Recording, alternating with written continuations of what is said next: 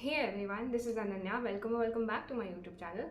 So I am officially over with my advance and BITSAT first attempt and I'm gonna tell you कि मेरा BITSAT का experience कैसा था, मैंने तैयारी कैसे करी और मेरा रिजल्ट कितना था ऑब्वियसली, जिसके लिए आप सबने इस वीडियो पे क्लिक करा है.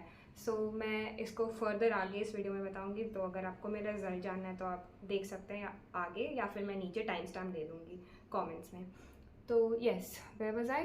BITSAT का एक्सपीरियंस भाई, तो बिटसैट से ना मैं स्टार्टिंग से ही डरी हुई थी, because if you don't know they have a set of question bank. Computer के पास क्वेश्चन बैंक होता है और उसमें से they give random question to a random kid.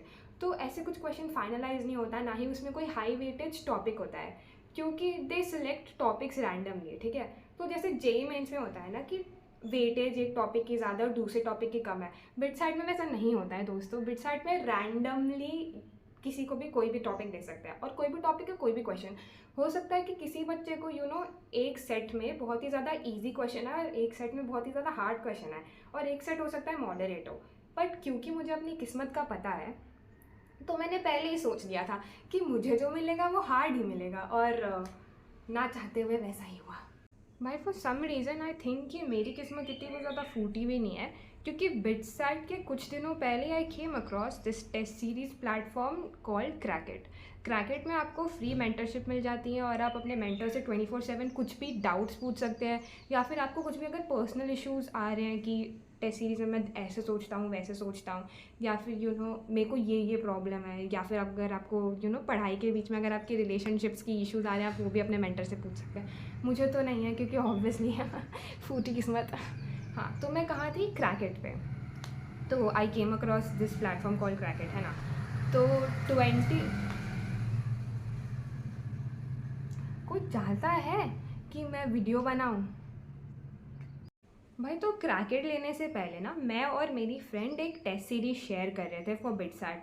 वो बहुत ही ज़्यादा जानी मानी टेस्ट सीरीज़ है, ठीक है, मैं नाम नहीं लूँगी. ठीक है, उस पर मेरे स्कोर 270 तक टच हो रहे थे, विच इज़ गुड. ठीक है, मैं बहुत ही ज़्यादा खुश थी क्योंकि मैंने उतनी भी अच्छे से प्रिपरेशन नहीं करी थी, फिर भी मेरा स्कोर अच्छा आ रहा था. ठीक है, तो मैंने सोचा था इसको इम्प्रूव करके 300 तक टच करवाना वुड बी ईजी, क्योंकि अगर मेरे 180 आ रहे होते तो मुझे 300 का सोचना थोड़ा टफ लगता. तो उस टेस्ट सीरीज़ में मेरे 720 तक मार्क्स आ रहे थे. हाईएस्ट 720 एंड लोएस्ट वो 250, विच लाइक मुझे डाउट हो गया. मुझे लगा कि भाई मेरा स्कोर इतना ज़्यादा कैसे आ रहा है.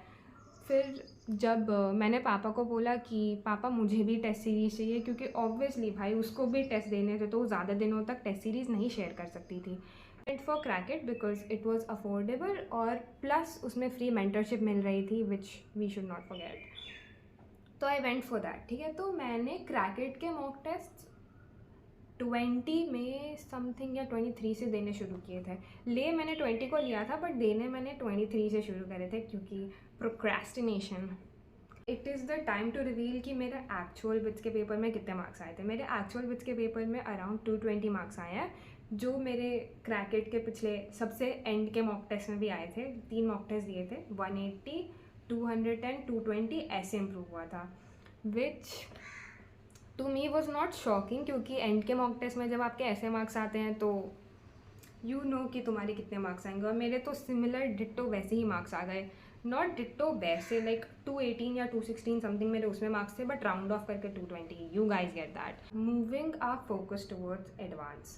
तो एडवांस का मेरा एक्सपीरियंस कुछ ऐसा खास नहीं था गाइज.